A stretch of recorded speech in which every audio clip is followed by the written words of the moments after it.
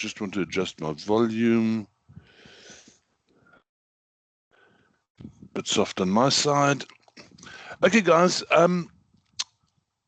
Welcome to. Sorry, I just want to switch off the transcription as well. There you go. Welcome to Education Management and Leadership 8429W. And this is our first real session that we will engage with each other with. I did the introductory session last time. Please, if you haven't listened to the recording, please just go listen to that recording. I have added a number of documents to the ARC, to our student management system, our online learning system.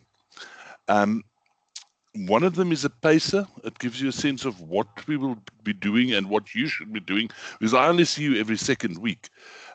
So that gives you a sense of what you should keep yourself busy with in the weeks in between. And then obviously for the weeks that we are engaging, you should please start your reading before that class. So you look at the paces, see what work we're going to do, work through the work. Now, in terms of readings, you'll be aware that this class hasn't got a textbook. There are only materials, prescribed materials. I've worked through the material list and I've created a folder. If you go into ARC, you'll see the prescribed material folder there, and you can simply download the docs from there. From the prescribed material number 6 up to 10, I replaced the documents that are currently the prescribed documents. The reason for this is there are prescribed documents, for example, the development plan, the South African development plan. The prescribed one runs, if I remember correctly, 2015 to 2019, something like that. There is a 2019 to 2024 one. So I've uploaded the 2024 one. I will mention this when I do a recording to prep you for the first assignment. But please, when you do your assignments, use the latest docs. Don't tell me government in 2013 said this. That's ancient history. Tell me what they said in the most recent one. Tell me what the numbers are now, not what the numbers were then. So that's quite important that you use, and that's why I've done the hard work for you. I've gone ahead and I have downloaded all the docs and I've uploaded them onto ARC so that you simply can go to ARC and pull them off from ARC, and you don't have to go look for documents. There's 2 documents, I think, prescribed material 8 and 9 or 9 and 10, I can't remember. We are also added additional materials. So please have a look at those additional materials. It's materials that I believe that you need to be aware of and need to read. In addition, if you work through ARC and you see a tab that says on the left-hand side in that menu, something that says lecture materials. I won't upload my slides there. I don't upload slides. Slides on their own mean nothing. If you want the slides, you need to go to the recording. The slides are all in the recording. But what I do upload in lecture material is if I come across interesting documents or I see an article that I think you need to read, I'll upload it there for you so that you are aware of these articles. Okay, that's just some administrative stuff. I will repeat the notion that you should be focusing on new material rather than the prescribed material in terms of the when I do the preparation for the assignment, which is probably going to be, let me open my calendar. I think that assignment is due, we've got class again on the 20th, and I think that assignment is due on the 4th or something. So I'll probably in the next week or 2, I will do a recording specifically around the assignment. In the meantime, go have a look at the assignment, see what you've got to do. It's quite a nice assignment. I like the way they've done the assignments. Okay, guys. So we're doing Learning Unit 1, Theme 2, the challenges faced by higher education institutions in South Africa. If you go look at the, and this, if this doesn't work, I apologize because it's the first time that I'm trying this. If you could look at the top, on the top of your screen, there is a whole lot of menu items there. One of them is Q&A. If you click that, I'm just typing a question there and I want to see your reactions to that question. Education institutions.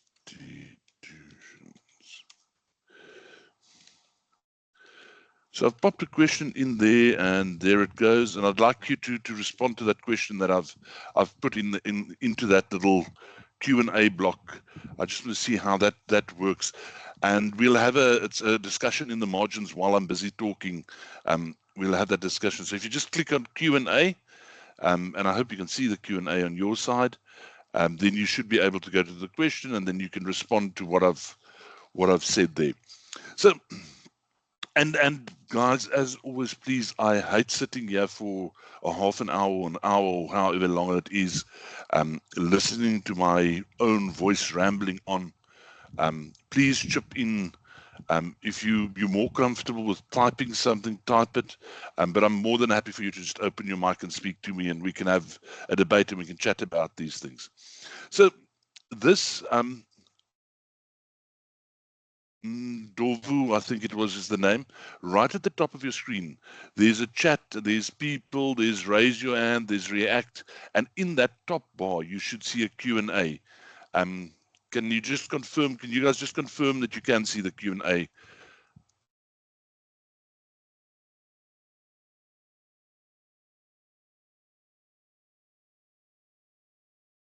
Anyone?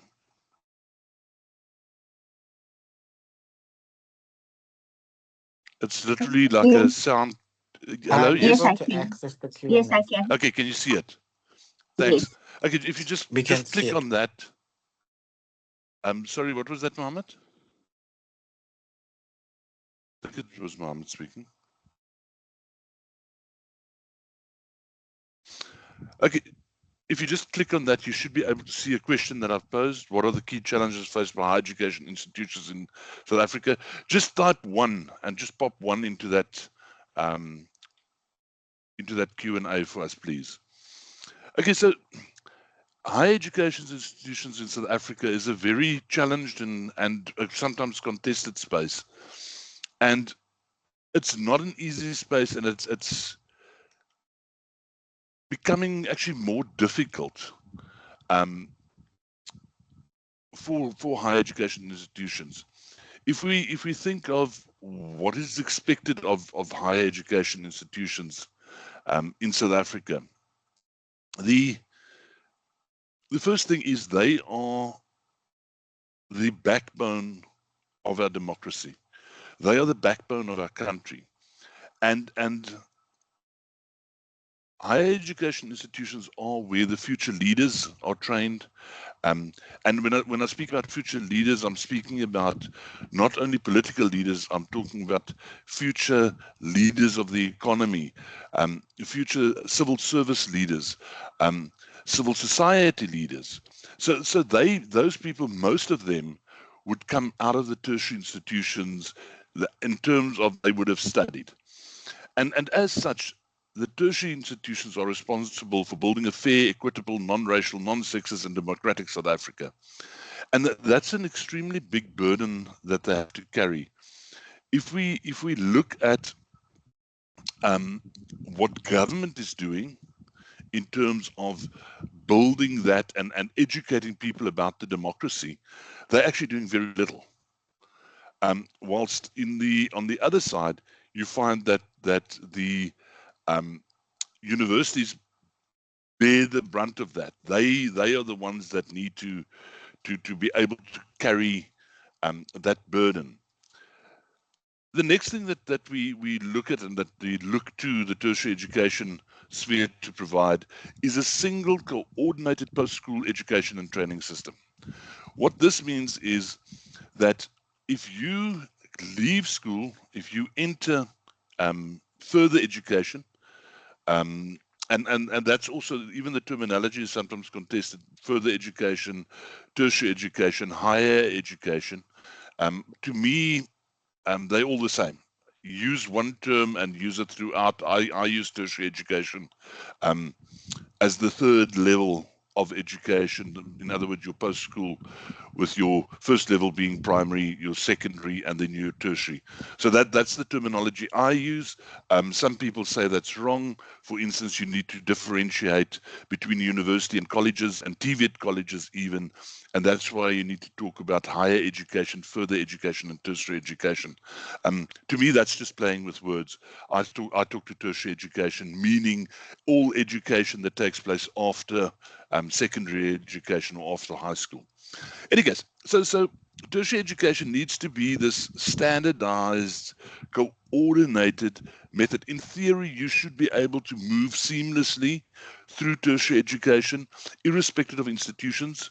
Um, and to a certain extent, that's true. We have what we call the NQF framework, which is the National Qualifications Framework, um, that rates your qualifications, where a PhD is a 10, master's is a 9, honors is a 8, and a B degree is a 7.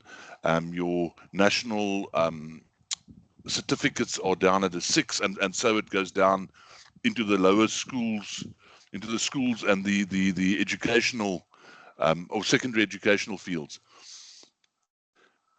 And what this single system presents to us as an NQF system, it means that if I have an NQF 7, irrespective of whether I got that NQF 7, so that'll be a B degree or undergrad, whether I got that NQF 7 qualification from CPUT as a that'll be a BTech degree, or I got it from UNISA in the form of a BA degree or BCom degree if you want, or I got it from the University of Fort Hare, or I got it from the University of Stellenbosch, or I got it from Varsity College, or I got it from Stadio.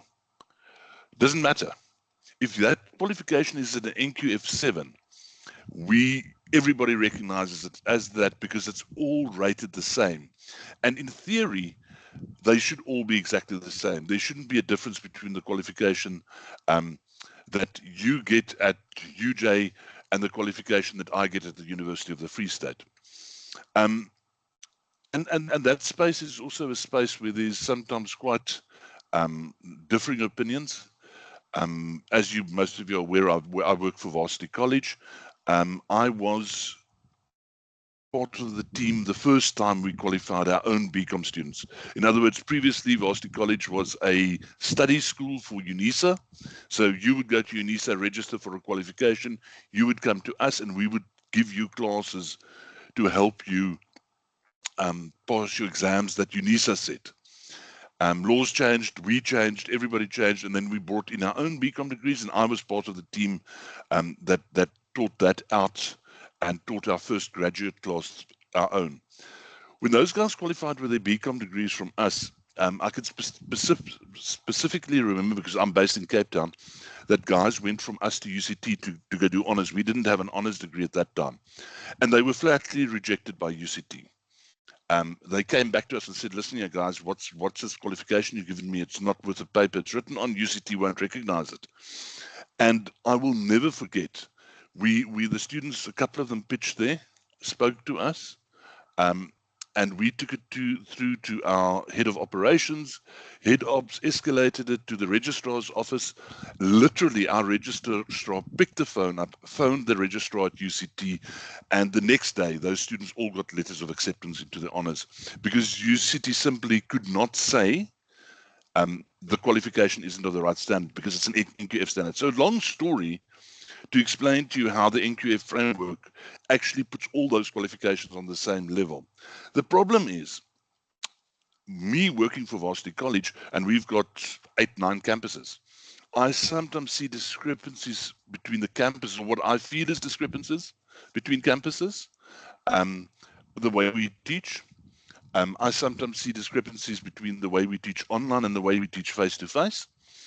And then it makes me wonder, how well does our NQF work? How difficult is this thing to coordinate? Because if we see it within our own cosmos, then how much more difficult is it between different universities that never or hardly ever speak to each other?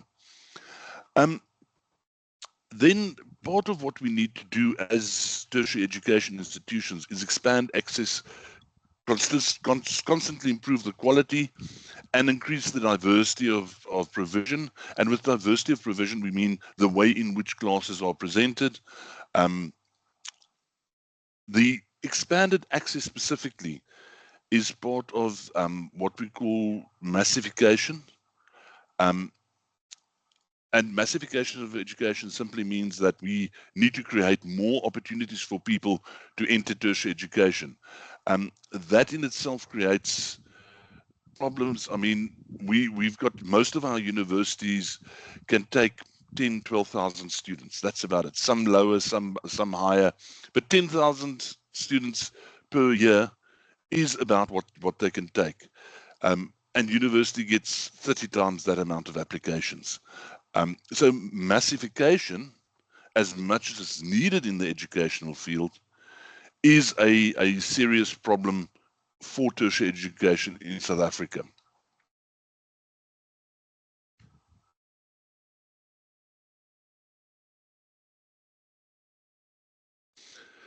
Furthermore, we as educational institutions, we need to look at how we coordinate between what we are doing and what's happening in the world of work. And overall, I believe that the education system in South Africa is struggling with that. We're not agile. We don't react to what's happening out there. We don't speak to each other enough as institutions, but we also don't speak to the our clients out there, because in part, well, call it a stakeholder rather, in part our stakeholders out there is the world of work. They're the employers. We need to prepare people for that employment. And yeah, I'm a great supporter of public higher education. It's a cornerstone of our country. But I also don't agree always with what publics do. I can speak for our private. We follow a different model. But publics are very inclined. You're a student that does a BCom degree with a public. In your third year, a prof says to you, listen here, you're a really good student. I think you should consider doing honors next year. Then you go do honors the following year. They might use you during your honors year to do a couple of practical sessions or help with the first year class. Then they say to you, well, your honors is going really well. Do a master's degree, and we will give you a couple of first year classes to teach, so you've got a bit of an income. We probably can organize a bursary, if not a full bursary, at least part of a bursary. And you do your master's, and then you do your PhD. And you've got a PhD in your early 30s, which puts you on a good track to become a full professor in due course. The problem is those people then become professors. They teach at a high level, they supervise and everything, and they're great academics. We produce some of the greatest academics in the world. However, those people have never been exposed to the world of work. And that concerns me in terms of the challenges that we have in tertiary education, that we preparing people, that the people that are preparing people to go into the world of work have never been in the world of work, and mostly their knowledge is based on research and based on what the academic works, the textbooks tell them and taught them. On the same topic, and I wanted to do that in a Q&A, but it doesn't seem like the Q&A is something that you guys want to do or is working for you. So I'm just going to ask the question outright. In the current situation, do you think universities are preparing students for an AI-driven workplace? We've all seen in the past 2 years or so that how AI has changed. And do you think universities are incorporating AI at all enough into their curriculum so that students are prepared for a world of work, a world that's becoming more and more AI driven and is expecting people more and more to be able to work AI? What are your opinions about that? You can talk to me. I'd prefer that, but if you want to type something in the chat, please do that. So opinions, anybody?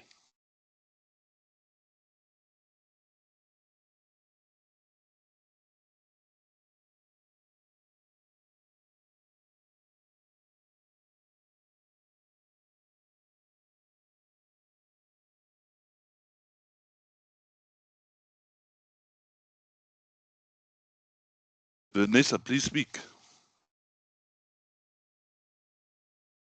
Good evening. I'm gonna speak on behalf of, because I'm in a public university, Okay. and when it comes to AI, it's something that our students are being told to run away from. They're not being educated about it, how to use it properly. So it's still something that is just yeah, we're really running away from it. So they're not really educated about it, how to use it safely, what are the benefits, and all of that. And that is from a public university standpoint. Yeah. Vanessa, I think that sums up very much where many tertiary education institutions are. I mean, it's taken Varsity College, we've taken more than a year to properly react, and still not clear. On my campus where I am, and specifically in the school, I don't want to talk too widely. I'll talk what we're doing in my school. Um, so for those of you that don't that are not from VC or that are used to the publics, on our campuses we've got schools. It's basically the faculty, but just on the campus level. So our faculty sits at national level, and then each school. So I sit officially in the School of Management, and in my school on Cape Town campus, we've picked up exactly what you're saying. That we're not educating students. So we're busy with an education project where we've got a person that goes into classes and doesn't say to them, use AI and use it responsibly, and turns around and walks out the door. But they actually say to them, use AI, and this is what you do to use it responsibly, and this is what's considered irresponsible use. So we also ran away for the first year, but we are now trying to incorporate. Any other opinions? What do you guys think? Are we preparing people to use AI in the place of work, or are we um, doing a bit of an ostrich with our head buried in the sand on this?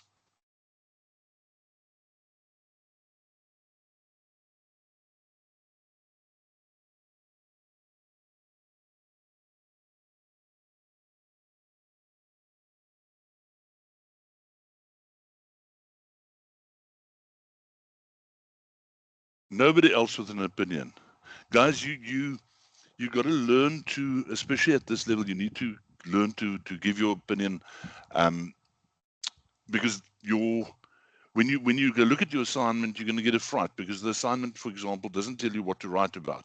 It gives you 3 topics and it tells you talk about any one of these 3 topics, um, and talk about anything on any one of those 3 topics.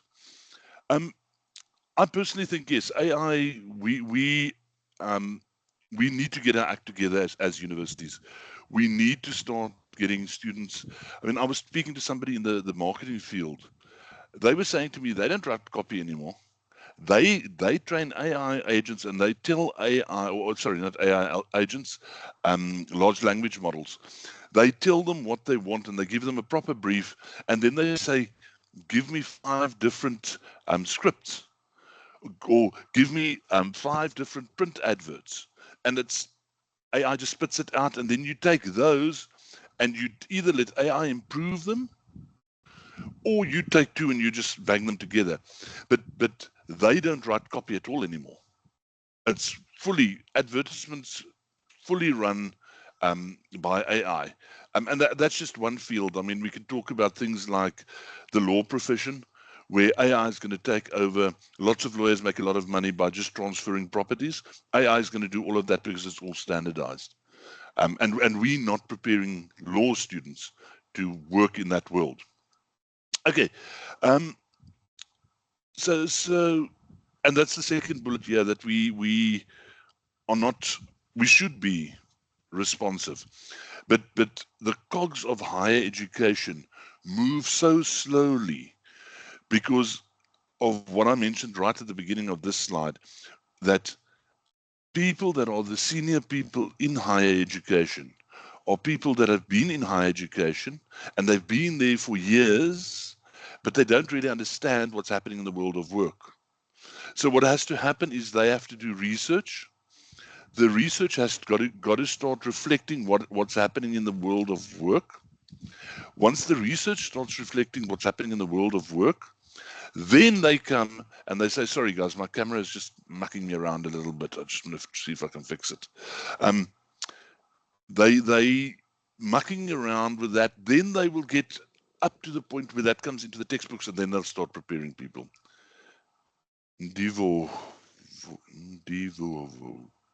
Fully agree with Nessa. I work at a private college where most teachers to do away with AI and not teaching. Yeah, you see, that's the problem.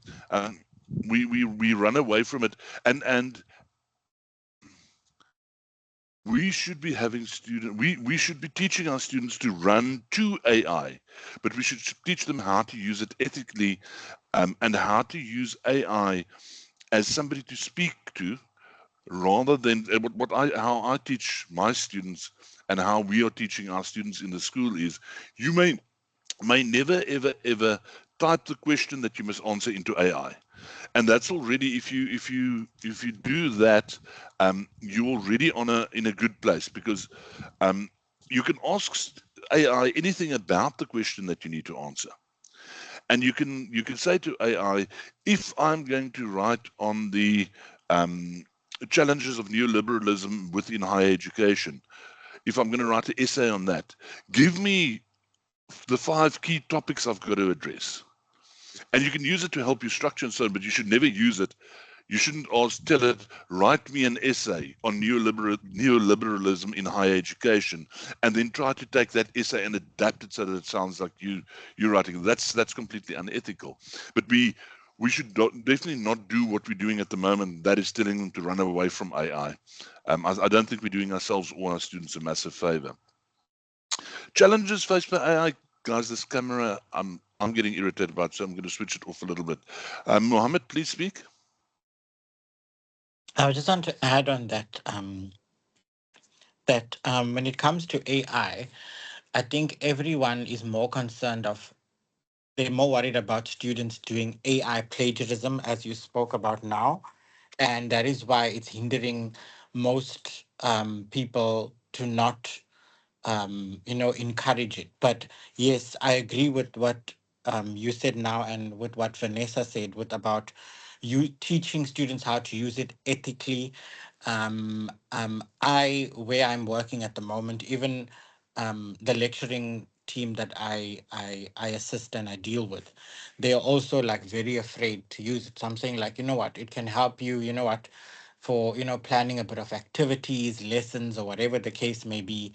I'd start using it in that way, and also try and incorporate activities or or tasks in class where you have to involve your learners, have to be involved in going onto an AI platform and using AI. I think starting in those small approaches is how it's gonna take away from the negativity. Yeah, that's just my bit on AI. Thanks. I think you make a very valuable point there, that even the lecturers are scared to use it. So if you're scared to use the technology as a lecturer, how are you going to educate and develop your students to use it? You see, and that's part of the problem. We Yeah. need to, as lecturers, we need to adopt it. I mean, I use, in my office, we use AI all the time. I recently had to do a thing for students, on my research students. I teach research for the honors group, and I wanted to show them what the difference is between quantitative and a qualitative research. but I wanted specifically to use exactly the same research product or research project, and then have a quantitative approach and then have a qualitative approach so that they can see the different approaches. And it took me long. It took me half an hour, and I had generated virtually a complete research report on this topic in a quantitative manner and then in a qualitative manner, all by using ChatGPT. Now, I can do that myself, but I don't have 2 days to create a resource. I'm too busy. So I don't have 2 days to create a resource for students. So in the past, I would have said to myself, geez, that would have been nice to give that to students, but sorry, you don't have the time, move on. Now I could get AI to do this, and I could walk away from it, and I had it within a half an hour, and I can give it to my students and say to them, guys, have a look at this, and this shows you the differences. And that's how great AI is. Okay, folks, looking at the challenges faced by higher education institutions outside of those that we've already highlighted. So, firstly, we have a supply problem. Only 32% of adults have completed secondary schooling in South Africa. So now, immediately, you know, only 32% of people in the country could possibly enter higher education. Now think about what I said earlier about massification and that we need to get more people into higher education. The problem is that the pool that we dipping our nets in is a very small pool. Now, only 6% of adults have a degree in South Africa. So this now speaks to a larger problem, because then you earn significantly. I see I've got a number of 6 times more in there. If you've got a qualification, you would earn 6 times more than a person without a matric. Now think of the implications for the country. We are a poor country, right? We are struggling in the country with people that don't have jobs, with people that have a low income, with people that are on grants. But if we can increase participation in higher education, then we can make a lot of those problems go away. And please, I alluded to it earlier, and let me just make this clear. When I talk about higher education, I'm talking about post-school education.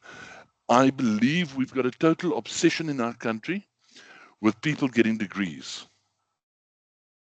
And I'm not going to name degrees, but there are degrees out there that one has to say to yourself, what is this person going to do with this degree? Why would they be employable? And then you look at the problems that we have, and we're going to look at some of the numbers now. But now we look at how many people go to learn a skill like plumbing, electrician, motor mechanic, those type of things. I can tell you guys this, right? I've been out of university, and I've hardly ever stopped studying. I'm always busy studying something, someone. But I've been out now for 35 years. And financially, yeah, I'm okay. I don't think I've done too badly. However, I can tell you this much. If I had left school and become a motor mechanic, an electrician, or plumber, just to mention 3 of them, I probably would have been in a heck of a lot better position today than I am with my bunch of degrees. So we need to get the national mindset changed and say, yes, people need to study further. No, everybody doesn't need a degree. And then talking about degrees, that's what I'm trying to become one of that 0.2% now of the population that has a doctor's degree. So we have a very low rate of high education as well. There is a bright rim to the dark clouds. Higher education institutions are likely to meet the National Development Plan's enrollment target of 1.62 million by 2030. So the chances are we will be able to make that target that we've set ourselves. However, the TVET colleges, the guys that are training our mechanics and our electricians and so on, they won't make the target. So we see now that we have decided to enlarged the amount of people that enter tertiary education, and we've enlarged it on the university side, but not on the TVET colleges side. Those figures, if you look at it, and I'm hoping it's bigger on your screen than my screen, those just show you the amount of enrolled students in different countries, and you'll see South Africa's is not the brightest. We have problems there. Let's look at some of the other stats. So in terms of students, I did the slides and then I looked at other numbers, and so that black students comprise over 80% of the total student enrollment at public universities. I have another stat that says 76% are black African, followed by white students at 11, Indian Asian at 5.7, and colored at 6.5%. So we've made massive inroads. If you roll the clock back and you go look at from say 94 to 2004, white students by far the most students. So we've started to fix that inequality, which is great. And participation for black students, and I collectively say black, in which I include everybody that's I exclude the whites from that group, let me put it that way, has increased significantly. But here's the kicker, the gross enrollment ratio. Now, gross enrollment ratio is the amount of people that are eligible to enroll in a university, the percentage of them that have enrolled. So if you have 100 black students that have finished matric last year, and they've got a certain age until where they make the cutoff, it's the percentage of those people that are in university. So the gross enrollment rate for black students at publics sit at 20%. So only 20% of those that are eligible for university go to university. On white students, it's almost 50%, right? So see the problem there. Although we've got 80% of our students, and if we add up all the numbers, that's 86, that's 86, 91, that's well into the 90% that we have on university are students of color.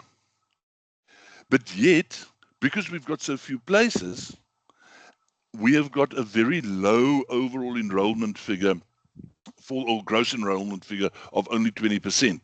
While on the white side, it's 50%. So it's great to say 80% of students are black African at universities, but the gross enrollment number is the problem.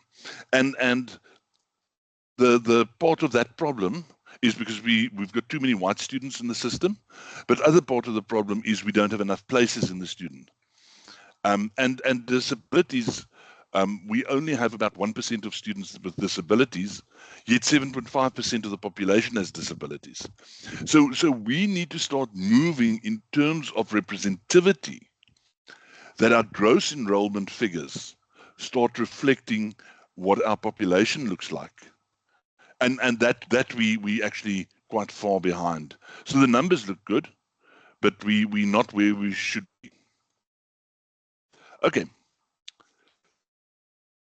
The quality, and there's only 3 learning units in this subject. In the third one, we're going to look at quality, but part of our quality problems, and which is a serious challenge for higher education institutions, is that very few of the lecturers, half of the lecturers, hold PhDs, and it differs from university to university. I know Stellenbosch regularly publishes figures, and they've got about 70-75%, and I think they're the highest in the country. So you need people that are highly educated, and I know of institutions where people are teaching, and they've got a BCom and they're teaching BCom students. And you should at a minimum be one up. In other words, you need an honors to teach a BCom student. If you want to teach postgraduate students, you need a master's. If you want to supervise on a master's, you need a PhD, and PhDs supervise other PhDs. And that's not happening. So that places a question mark around the quality.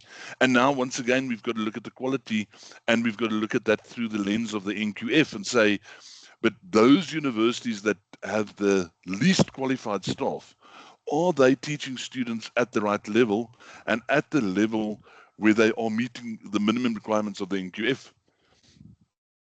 And then less than 25% of all students enroll with at TVET N6 program. So that's at a level of an N6 program, you basically qualify to be an electrician, mechanic, whatever. Only 25% of those students pass and graduate. So now we've got the double whammy. If you remember on the previous slide, I said the national development goals will not be made by the TVET colleges. Plus those that do go to TVET college, only 25% of those make it. And that's why we have such a skills deficit in the country when it comes to the practical things. And that's why there's such a big market in out there for people to become a plumber or a whatever. I recently heard about a guy. He completed a BCom LLB, and as soon as he's completed the degree, he actually went to plumbing school. And he's currently still busy with this. And the reason why is he said he's looking at the life of a lawyer, and he's looking how much money you can make as a lawyer, and at the top end you can make a ton of money. He says, but the competition at the top end is so strict. He would rather go into plumbing, and his plan is worked out. He wants to do plumbing. He will work for 2 or 3 years after he's qualified for 2 or 3 firms. He says he doesn't want to work for one firm. He wants to work for 2 or 3 firms, and then he'll start his own plumbing business. And he says the moment he starts his own plumbing business, he won't be doing plumbing anymore. He will start appointing people to do the plumbing, and he will scale his business. And his aim is to retire when he's 50. He says, then the business would have been big enough. I can sell the business. I can retire. And it's going to be an easier path and a quicker path to retirement than being a lawyer. Okay. I want to, I want to ask you one question. We've spoken about a lot of the challenges, and I'm not going to speak about the challenges again now, but do you believe there's a difference in the challenges that the private sector faces, the private tertiary institutions, and the one that the public institutions are facing? Do you think they face the same problems? Do you think there's a difference in problems? What's your opinions about that?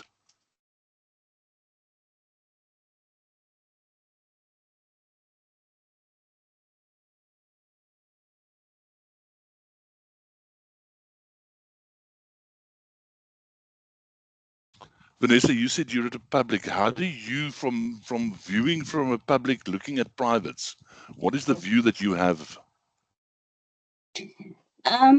Okay. For me, because I also studied in a public university, and then now I also studied with another private university before this one, before Varsity College. And one of the issue that I will raise is that we are in a time where our students, especially with us, we are I'm in a more rural university.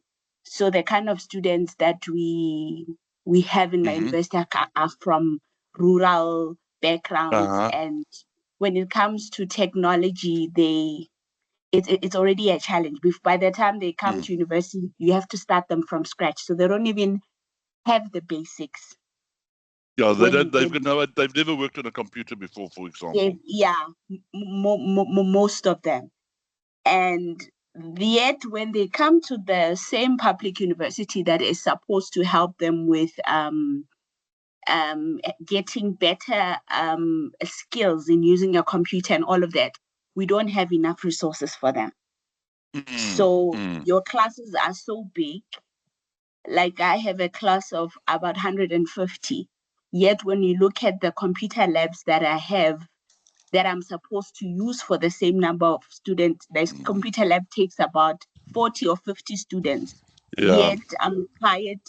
I'm only available for maybe 2 periods a week, which are each 45 minutes. So how do I divide that 150 to place them in, to actually give them what they need at the end of the day, that they actually get the right skills that they need. So when Yeah. yeah. No, please continue. So okay. So when I compare that to, I don't think I'm actually the right person to compare the two, because with me, I joined a private university as someone who's already working. So if I had a problem with using technology, I can teach myself. I've got access to internet. I'm already employed. But I think with what I think that, like with the structure that I think private universities use, is that I feel they look more at what their resources, and they match them to their students. So they don't try. I don't think they take too much of what they cannot handle. So I think they try to keep a balance, which is different from public universities. And also, you can't really blame them, because they also have the demands from the government, who say this is how much we are giving you and this is how much you're supposed to take. So there's that's the thing in general, because the private universities are so much smaller. They tend to be able to do more for their students, and because they get so much more money from the student, they expected to do so much more. So although publics are funded by government, I think the problem is that publics have got so many students for the facilities that they have, whilst the privates have got the luxury of getting. They don't get any money from government, but they get a lot more money. It's a lot more expensive. We're talking 3 times, 4 times more for most private institutions. Is more expensive than a public institution. But I think and there's something else to be said there as well, talking about the students that are coming in, and students coming from rural areas, and even students coming from cities, but coming from the poor areas of cities. The schools they're in is part of the problem. I think a large part of the challenges that the higher education institutions face on the first year stem from the preparedness of schools. I don't think schools properly prepare students. I think students, our school system is lacking. It is hurting us, because they're not doing enough to prepare students for tertiary. I think students are totally. Let me just put it out there. Call a spade a spade. I think students entering tertiary, whether public or private, are totally unprepared for that institution. I see there was people mooting a grade 13, which would be interesting. But if our schools continue the way that our schools are, a grade 13, even a grade 14, is not going to help us. We need to fix the schools. Okay, guys, that's basically what I have for you. I want to please feel free to ask me any questions, but you will see I've asked you to complete activity 1.1.2. It's a very nice activity, and it gets you to get to grips with some of the more official documentation. I've changed that. I know one student has already given an answer to that question. I've changed the question in that activity in terms of the documents that the question refers to. I've updated the documents. So I'm slowly but surely updating the documents in the activities as well, so that you have the proper documents to the most recent. Public and private higher education institutions face different challenges. Public institutions often struggle with funding. Yes, that's true. Class sizes are a major problem, and resource limitations. Private institutions face challenges related to accessibility and affordability. Yeah, accessibility and affordability is it's a big thing. And I suspect it's something that's going to get bigger in the future. The government, as private universities progress, or private tertiary institutions, let me use the right terminology, as they progress to university status, there's going to be more and more pressure of them to be more inclusive and give more access to people that can't afford it. The student background, Sianda, is yeah, it's always going to be a problem. And the problem is there's lots of studies that show if a student comes into tertiary education and they're not, and it depends whose study you reading, but anything between 6 weeks and 6 months, if they're not feeling they are bound to the institution, they don't feel at home, they don't feel like they fit, they're going to drop out, and there's nothing you can do about it. You've got that early period to grab that student and link him to your organization. And the chances are a student who's struggling because they can't use the technology, a student who's struggling because they've got to do economics and they didn't have math in high school. That's a problem we have in private higher education. That student is the student that's going to say, you know what, I'm not so sure if this is for me, and they're going to drop out. And that's why our completion rates look as bad as they do. Okay, folks, any other questions? Anything else you want me to speak about? Anything you need to ask me before I sign off for the evening? Okay, thanks, guys. Please go look at those prescribed documents that I've uploaded. Make sure that you use those in terms of your readings and so on, and not the ones in the module guide. And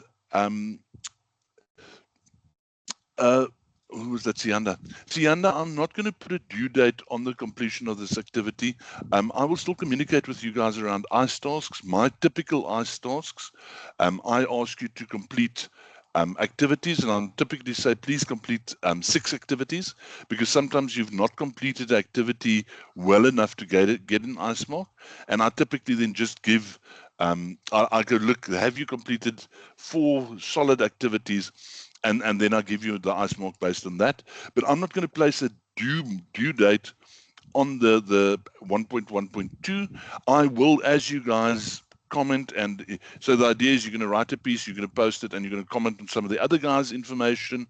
As you comment, I will also chip into the conversation, and I'll also talk to you guys in that conversation. But I like that activity because 1, it engages you with the material, and 2, it opens discussion amongst us.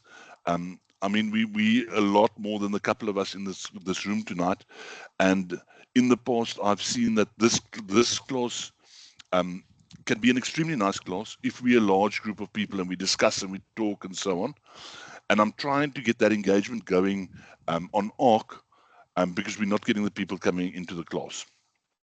Okay, thank you very much, guys. Enjoy the rest of your week. Please also look at the paces so you know what you need to be working on for next week, and I'll chat to you soon. Cheers.